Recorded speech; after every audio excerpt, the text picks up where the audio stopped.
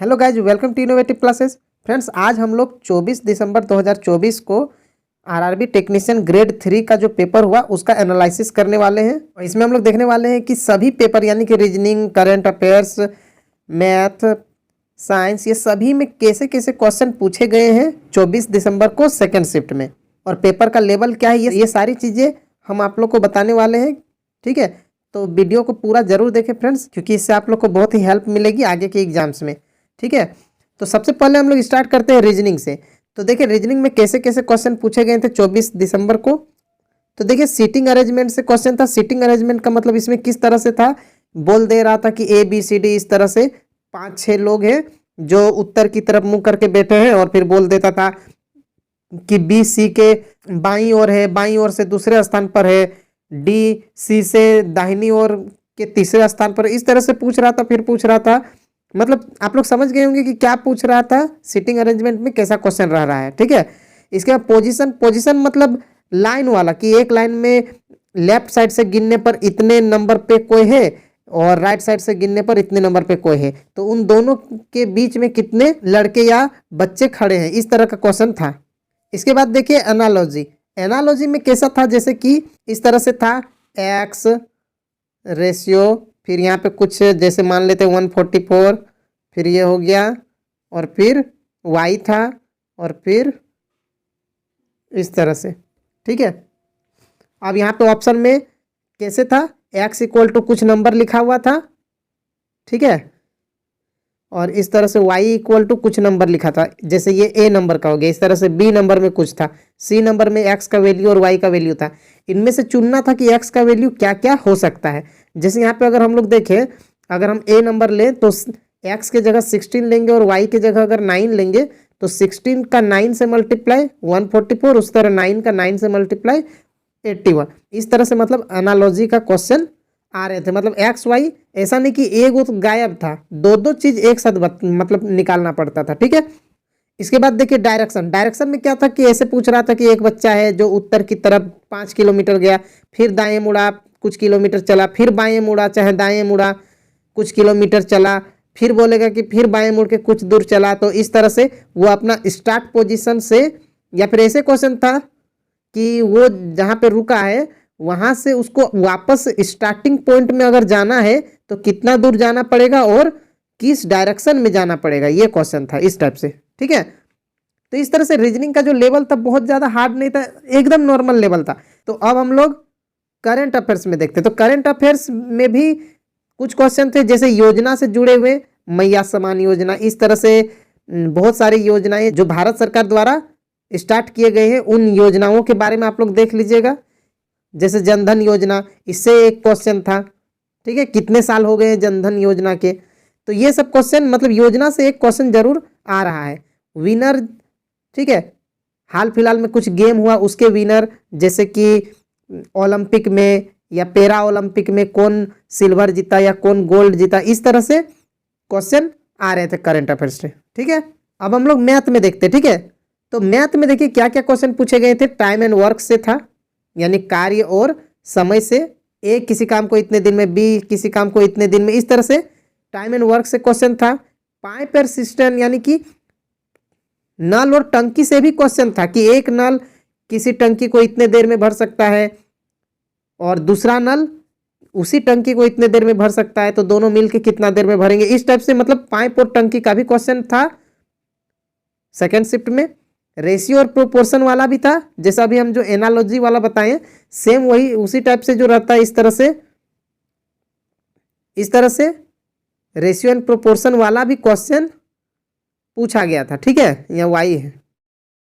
इस तरह से फिर परसेंटेज का क्वेश्चन था। परसेंटेज से इस तरह से क्वेश्चन था कि एक्स वाई से इतना परसेंट ज्यादा है तो वाई उससे कितना परसेंट कम है, इस टाइप से क्वेश्चन था। ठीक है, बीपीटी थ्योरम से एक क्वेश्चन था।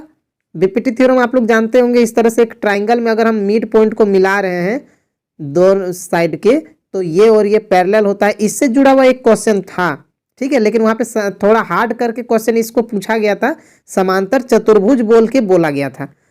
ठीक है, तो ये क्वेश्चन बोल सकते थोड़ा सा टफ हो सकता था, लेकिन बाकी जो क्वेश्चन है एकदम बेसिक लेवल का था। ठीक है, बहुत ही ईजी था। मतलब आप लोग को बहुत ज़्यादा टेंशन लेने की ज़रूरत नहीं है, क्योंकि जो एग्जाम का लेवल है बहुत ही बेसिक आ रहा है। ठीक है, बिल्कुल ईजी लेवल का आ रहा है क्वेश्चन। इसके बाद ट्रिगोनोमेट्री से था। ट्रिगोनोमेट्री में कैसा क्वेश्चन था, जो एनसीईआरटी बुक में एक्सरसाइज 8.4 में था, कुछ भी रहता था, sine theta plus cos theta equal to prove करना होता था टेन थीटा, या कुछ भी इस टाइप से प्रूव करना रहता था, एलएचएस आरएचएस वाला। तो उस तरह का क्वेश्चन पूछा गया था। ठीक है, जैसे देखिए ये वाला क्वेश्चन पूछा गया था, लेकिन इसमें क्या था कि ये जो इक्वल में दिया हुआ ये नहीं था। ठीक है, इसमें बस क्वेश्चन में पूछा था कि इसका इक्वल क्या होगा, और ऑप्शन दिया हुआ था। ठीक है, मेंसुरेशन, मेंसुरेशन में क्या पूछा था कि एक रूम है जिसका बेस यानी कि आधार का एक घनाकार रूम है, इस तरह से एक कमरा है, इसका लंबाई चौड़ाई दिया हुआ था, और इसके चारों दीवार को पेंट करने का खर्च दिया हुआ था। तो इसका ऊंचाई कितना है, इस रूम का, इस घर का, इस कमरे का ऊंचाई क्या है, ये निकालना था। इस तरह से दिया था। एलजेब्रा से कुछ क्वेश्चन थे, तो ये सब बहुत, एलजेब्रा वाला तो बहुत इजी था, बहुत आसान क्वेश्चन था। ठीक है, इस तरह से था कि एक संख्या दूसरी संख्या से इतनी बड़ी है और दोनों को जोड़ के इतना आएगा, तो फिर वो संख्याएं क्या है या बड़ी संख्या क्या है, इस तरह से, मतलब बहुत ही आसान क्वेश्चन था। और curve surface area, curve surface area और मेंसुरेशन एक ही चैप्टर का है, तो एक क्वेश्चन तो जरूर आएगा ही आएगा। ठीक है, जितना भी ये सिलेंडर हो गया, बेलन, ये सब शंकु, ये सब से जुड़ा हुआ एक क्वेश्चन तो जरूर आएगा, क्योंकि इस बार कमरा का दे दिया यानी घनाभ का दे दिया है, तो हो सकता है अगला शिफ्ट में बेलन यानी सिलेंडर का दे दे, या शंकु कोन का दे दे। ठीक है, तो मेंसुरेशन से क्वेश्चन आ रहा है, इसका मतलब आएगा तो जरूर। डाटा हैंडलिंग बहुत ही इजी सा दिया हुआ था। ठीक है, कुछ डाटा दिए हुए थे, इस तरह से टेबल बन के दो लड़कों का, और उसमें से कुछ पूछ रहा था, मतलब बहुत ही ईजी था, बहुत आसानी से आप लोग बना सकते हैं। ठीक है, इसके बाद देखिए मीन मोड मीडियन पूछा गया था, लेकिन ये निकालने के लिए नहीं पूछा था। इसमें पूछा था ये तीनों का बीच में क्या रिलेशन है, मतलब फॉर्मूला दिया हुआ था, 4 फॉर्मूला लिखे हुए थे, उनमें से कौन सा सही था वो टिक करना था। ठीक है, रीजनिंग में एक और इजी सा क्वेश्चन था, बहुत इजी था। जैसे बहुत सारे नंबर दिए हुए थे, जैसे मान लेते हैं 5 6 2, इस तरह डॉट डॉट डॉट, इस तरह से 5 1 3, इस तरह से कोई भी नंबर दिया, और क्वेश्चन पूछ रहा था कि बाएं तरफ से तीसरा संख्या और दाएं तरफ से तीसरा संख्या, इन दोनों का योग कितना होगा। इस तरह से इतना इजी क्वेश्चन था, इधर से तीसरा, इधर से तीसरा, या फिर पांचवा या दूसरा, कुछ भी बोल दे रहा था, और पूछ रहा था कि इनका योग कितना होगा, तो इन दोनों को जोड़ के कितना आएगा, 2 और 5 को जोड़ के 7 आएगा। तो देखिए इस तरह का, इस लेवल का जो बच्चा लोग भी बना सकता है, इतना इजी लेवल का क्वेश्चन पूछा गया था। ठीक है, अब हम लोग देखते हैं फिजिक्स में कैसे कैसे क्वेश्चन आए थे। तो फिजिक्स में थोड़ा सा ज़्यादा क्वेश्चन था। ठीक है, इसमें क्या क्या था, फोर्स एंड डिस्प्लेसमेंट यानी कि बल और विस्थापन से जुड़ा हुआ, जैसे कि इतना बल लगा रहे हैं तो कितना विस्थापन होगा। जैसे क्वेश्चन पूछ दिया था कि फोर्स जो है 10 न्यूटन लगा रहे हैं किसी में, और डिस्प्लेसमेंट यानी कि उस पर बल लगाए तो वो कितना दूर गया, उसको डी ही माना था, डी का वैल्यू नहीं दिया हुआ था। पूछ रहा था कि वर्क कितना हुआ, तो वर्क इक्वल टू क्या होता है, फोर्स इंटू डिस्प्लेसमेंट होता है, ये आप लोग को पता ही है। तो एफ होता है, एफ है 10, और डिस्प्लेसमेंट का वैल्यू नहीं तो डी ही मान लेंगे, तो 10d, ये होता है आंसर। तो इस तरह का क्वेश्चन दिया हुआ था, मतलब जो 10th लेवल में और 9th में फिजिक्स है, बिल्कुल वही क्वेश्चन पूछ रहा था। यहाँ अगर आप लोग एनसीईआरटी का बेस पढ़े हुए 9 का 10 का, तो बिल्कुल आसानी से आप लोग इसको बना लेंगे। ठीक है, और क्या पूछा था, तो पावर, पावर यानी कि शक्ति, शक्ति से जुड़ा हुआ क्वेश्चन था, न्यूमेरिकल भी, और इस तरह से डेफिनेशन भी दे रहा था। ठीक है, कहीं कहीं डेफिनेशन ही दे रहा था। जैसे ग्रेविटेशन, ग्रेविटेशन में सीधे पूछ रहा था कि जो ग्रेविटेशन फोर्स है यानी जो गुरुत्वाकर्षण बल है वो कैसा होता है, परिभाषा लिखा हुआ था, 3 लाइन मतलब 4 लाइन लिखा हुआ था, पूछ रहा था इनमें से कौन सा सही है। तो जैसे गुरुत्वाकर्षण, दो वस्तुओं के बीच का गुरुत्वाकर्षण, और ऑप्शन था कि द्रव्यमान पर निर्भर करता है, या उनके दूरी पर निर्भर करता है, या द्रव्यमान और दूरी दोनों पर निर्भर करता है। तो दोनों पर निर्भर करेगा ना, क्योंकि एफ इक्वल टू क्या होता है, Gmm/d²। तो एम पर भी डिपेंड कर रहा है और डी पर यानी दूरी पर भी डिपेंड कर रहा है। तो इस तरह का क्वेश्चन पूछा था। इसके बाद देखिए वर्क एंड एनर्जी, इससे भी क्वेश्चन था, पूछ रहा था कि एक वस्तु को छत से गिरा रहे हैं तो किस समय उसका गतिज ऊर्जा सबसे अधिक होगा। तो जब वो जमीन पर पहुंचने वाला रहेगा उस समय। तो इस तरह का क्वेश्चन था, एकदम 9th और 10th लेवल का है बिल्कुल। लॉज ऑफ मोशन में क्या था, सेकेंड लॉज ही पूछ दिया था, मतलब सीधा जो सेकेंड लॉ है एनसीईआरटी बुक में गति का दूसरा नियम वही दिया हुआ था। तो हो सकता है कि अगला शिफ्ट में पहला नियम दे दे या फिर तीसरा नियम दे दे। ठीक है, पहला नियम, दूसरा नियम जो है कि बल समानुपाती होता है, यानी कि फोर्स जो है डायरेक्टली प्रोपोर्शनल होता है किसका, संवेग में परिवर्तन की दर का, यानी कि rate of change in momentum. तो ये क्वेश्चन पूछा था, मतलब लिखा हुआ था, उसमें से टिक करना है कि कौन सा लॉ सही है। इस तरह से मिरर और लेंस से कुछ क्वेश्चन था। मिरर से जैसे उसका मिरर का जो प्रिंसिपल एक्सिस है, जैसे कि कोई दर्पण है यानी कि कोई मिरर है, इसका मुख्य अक्ष कौन सा है, तो इसका जो यहाँ पे पोल होता है बीच में, इससे होके जो लाइन जाता है उसी को मुख्य अक्ष यानी कि प्रिंसिपल एक्सिस कहते हैं। तो ये क्वेश्चन पूछा था कि मुख्य अक्ष क्या होता है, जो उसका पोल से यानी उसका ध्रुव से होके जाएगा उसी को मुख्य अक्ष कहेंगे। इस तरह का क्वेश्चन था।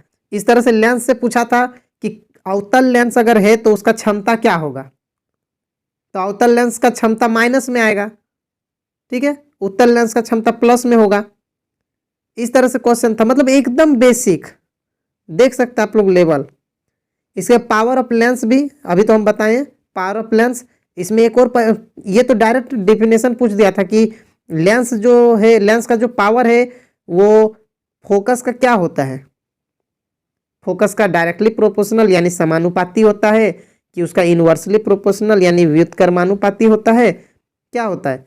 तो फोकस जो पावर है लेंस का यानी कि लेंस की क्षमता जो है वो फोकस का व्युत्क्रमानुपाती, क्योंकि पावर इक्वल टू क्या होता है 1/f होता है। 1/f होने का मतलब ये व्युत्क्रमानुपाती है, फोकस बढ़ेगा तो पावर घटेगा। इस तरह से क्वेश्चन था, ठीक है।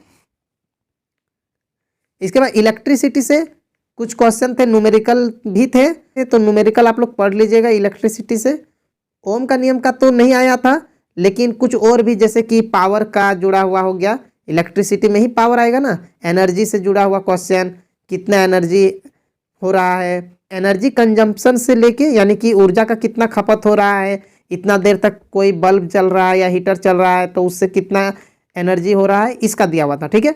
मैग्नेटिक फील्ड से जुड़ा हुआ कुछ क्वेश्चन पूछ दिया था कि उसका लाइन से, जैसे कोई मैग्नेट है उसका लाइन से जो मैग्नेटिक लाइन्स बनते हैं मैग्नेट के चारों ओर, इससे जुड़ा हुआ कुछ क्वेश्चन था कि पैरेलल होगा तो क्या होगा।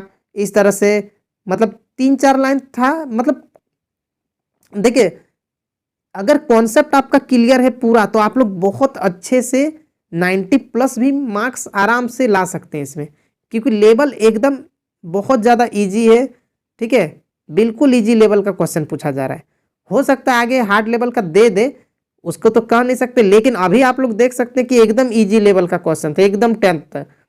तो हो सकता है आप लोग के लिए भी ऐसा ही रहे, बहुत कम चांस है कि लेवल को बढ़ाया जाएगा, ठीक है। अब केमिस्ट्री में थोड़ा सा देख लेते हैं। तो इसमें क्या क्या क्वेश्चन पूछा था, एटॉमिक मॉडल, यानी कि जैसे जे थॉमसन का मॉडल जो था उसने क्या बताया था, इलेक्ट्रॉन का खोज जे थॉमसन ने किया था, तो उन्होंने क्या बताया था, तरबूज के बारे में बताया था ना, जिस तरह तरबूज में रहता है दाना सब इधर उधर, उसी तरह इलेक्ट्रॉन सब रहता है, ऐसा बताया था। इस तरह से एटॉमिक मास किस पर डिपेंड करता है मुख्य रूप से।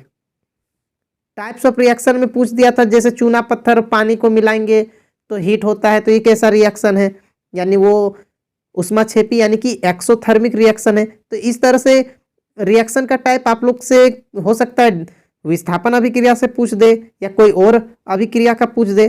टाइप्स ऑफ रिएक्शन आप लोग पढ़े होंगे क्लास 10th में, केमिस्ट्री का पहला जो चैप्टर है टाइप्स ऑफ रिएक्शन से ही है, ठीक है, रिएक्शन वाला ही चैप्टर है। इसके बाद मेटल नॉन मेटल से कुछ क्वेश्चन था, जैसे रिएक्टिव सीरीज में था, जैसे सबसे ज़्यादा रिएक्टिव यानी सबसे ज़्यादा सक्रिय कौन है, पोटासियम है इस हिसाब से, और सबसे कम कौन है, मतलब वहाँ ऑप्शन दिया हुआ था कि सबसे अधिक और सबसे कम वाला कौन सा है, उस तरह से ए में इस तरह से जैसे पोटेशियम और AU यानी कि सोना, इस तरह से दिया हुआ था। फिर बी में कुछ ऑप्शन था, इस तरह से अलग अलग ऑप्शन था, जो सबसे ज़्यादा अभिक्रियाशील और जो सबसे कम है उसको टिक करना था, ठीक है। तो केमिस्ट्री में थोड़ा सा कम ही क्वेश्चन था, फिजिक्स में ज़्यादा क्वेश्चन थे और बायोलॉजी में भी क्वेश्चन थे। तो देखिए बायोलॉजी में जाइलम फ्लोएम से जुड़ा हुआ क्वेश्चन कुछ था। देखिए क्वेश्चन तो दे रहा है लेकिन थोड़ा डिटेल मतलब थोड़ा सा लिख दे रहा है, लिखा हुआ ज़्यादा मिल रहा है। जैसे कि जाइलम के बारे में 4 गो चीज़ लिखा हुआ है, उसमें से पूछ देगा कि जाइलम के बारे में कौन सा सही है या फिर पूछ देगा कौन सा गलत है। और लिखा हुआ रहता है कम से कम 1 लाइन, ठीक है, 1 या 2 लाइन का भी लिखा हुआ रह जाता है। तो अगर आपको कॉन्सेप्ट पता है तो आसानी से टिक कर लेंगे, नहीं पता है तो फिर थोड़ा सा फंस जाएंगे, ठीक है। इसके बाद देखिए बायोलॉजी में और क्या था, इंजाइम के बारे में पूछा गया था, ठीक है। अभी जैसे हम बोले कि लिखा हुआ बहुत ज़्यादा था, ये डायरेक्ट नहीं कि कौन सा इंजाइम क्या काम कर रहा है, ये पूछ रहा था इंजाइम करता क्या है। तो इंजाइम का सारा ऑप्शन बहुत सारा लिखा हुआ था, उसको पढ़ पढ़ के समझना है कि कौन सा सही है या कौन सा गलत है, इस तरह से। क्रोमोसोम्स के बारे में कुछ था क्वेश्चन, रिप्रोडक्शन में कौन सा इनमें से कौन मेल रिप्रोडक्टिव पार्ट का हिस्सा है, यानी कि कौन सा नर जनन अंग का भाग है, ये पूछा था क्वेश्चन में। प्लेस्टिड से जुड़ा हुआ कुछ क्वेश्चन पूछा था। तो प्लेस्टिड से पूछा, इसका मतलब माइटोकॉन्ड्रिया, लाइसोसोम, ये सब से भी क्वेश्चन आ सकता है, ठीक है। तो आप लोग उसको भी अच्छे से देख लीजिए। एक क्वेश्चन पूछा था नॉन बायोडिग्रेडेबल, यानी कि जो अजैव निम्नीकरणीय है, यानी जो नहीं सड़ने वाला चीज है, वो कैसे पर्यावरण को प्रदूषित करता है, इस तरह का क्वेश्चन पूछ रहा था। तो ठीक है फ्रेंड्स, उम्मीद है आप लोग को ये वीडियो अच्छा लगा होगा। तो जाने से पहले फ्रेंड्स, अगर आपने इस चैनल को अभी तक सब्सक्राइब नहीं किया तो प्लीज़ सब्सक्राइब कर दे और अपने दोस्तों को भी शेयर कर दे, ठीक है। तो आगे के एग्जाम्स के लिए आप लोग को ऑल द बेस्ट। मिलते हैं नेक्स्ट वीडियो में, बाय।